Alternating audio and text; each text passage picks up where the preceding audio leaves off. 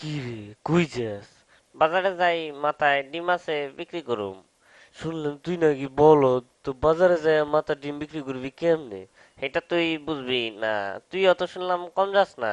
আচ্ছা পারলে কত দেখি আমার মাথায় কি আছে, যদি কইতে পারস তো এখান থেকে তোরে আমি 2টা ডিম দেবো। তোর মাথায় আমার মাথা দিয়ে চুলকায়। আচ্ছা কইতাছে একটু সহজ করে দে। আমার মাথায় যা আছে এটার গায়ের রং সাদা, আর ভাঙলে কুসুম লাল হইতে পারে, আবার হলুদ হইতে পারে, আর কম না কইলে বুঝা লইবি। বুঝে গেছি, তোর মাথায় লেম্বু। তুই আসলে একটা বলদ।